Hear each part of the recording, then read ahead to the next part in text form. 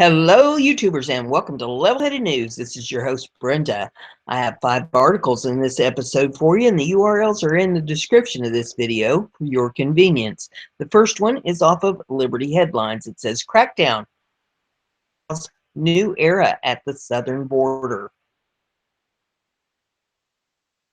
Scroll up here a little bit. This originally came from Breitbart. It says Attorney General Jeff Sessions broke from his tour of the U.S.-Mexico border Tuesday to announce his Justice Department's sweeping plans for securing the border.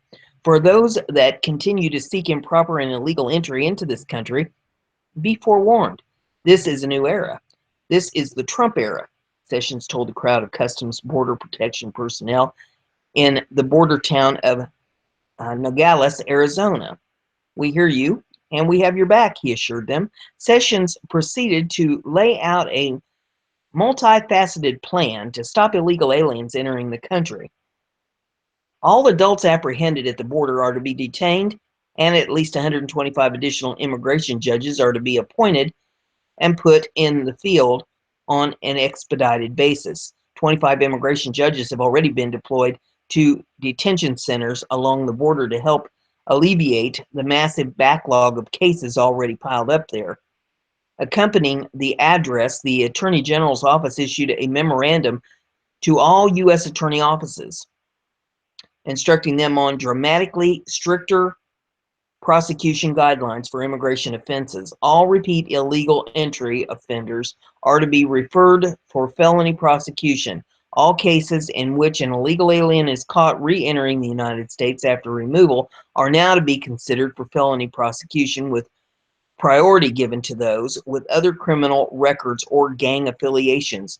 Prosecuting those caught transporting 3 or more illegal aliens will now be a priority. Illegal aliens and their smugglers caught with fraudulent documentation, as they often are to be charged with aggravated identity theft, and prosecuting any assault on federal law enforcement, including CBP personnel, is to be a priority. The catch and release practices of old are over, Sessions said.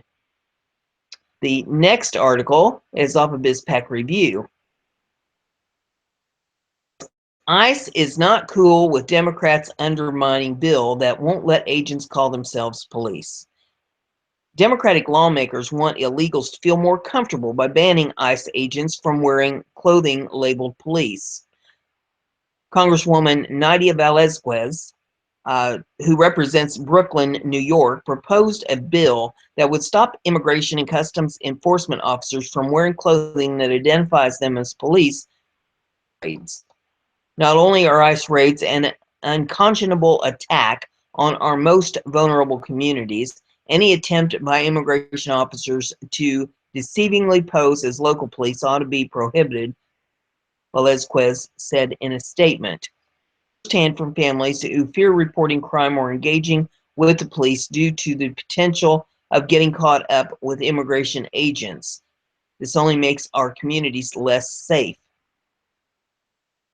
And there's some video in this if you want to pull it up to view that. It says ICE Representative Sarah Rodriguez responded by saying the word police accurately applies to ICE agents because it's the universal recognized term for law enforcement, Fox News reported.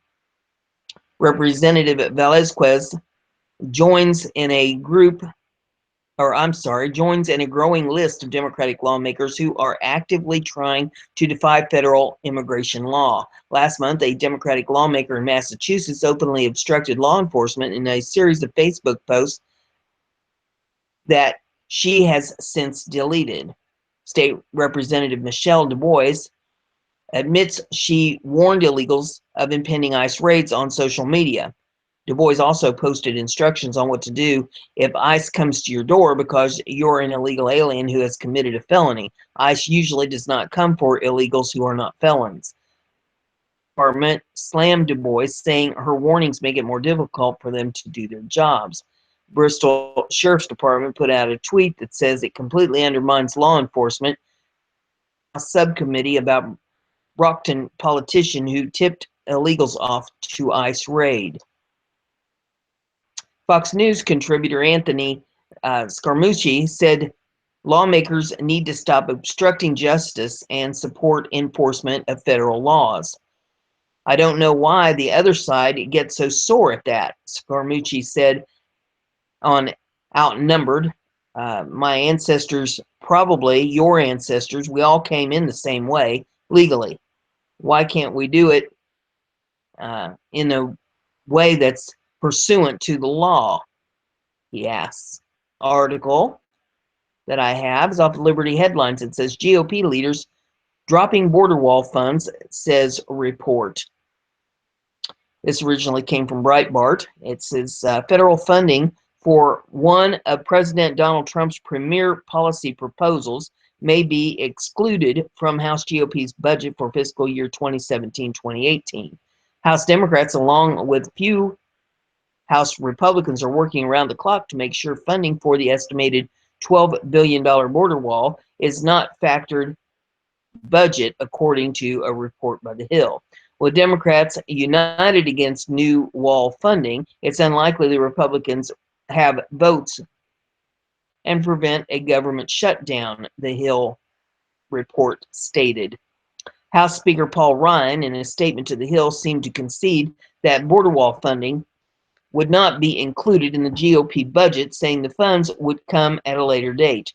Representative Will Hurd, Republican of Texas, and Representative Martha McSally, Republican of Arizona, are two Republican lawmakers teaming with Democrats to stop the funding of the border wall, despite both representing districts that share a border with Mexico.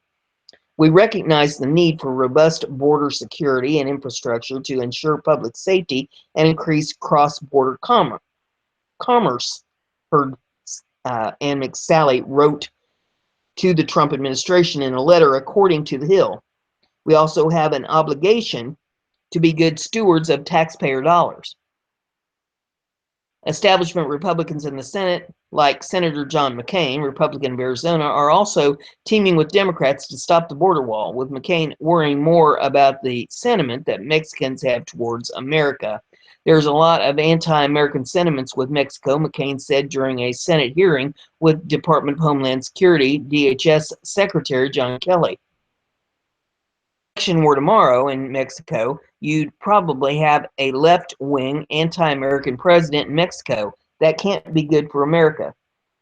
The tone is a shift from his 2010 re-election rhetoric.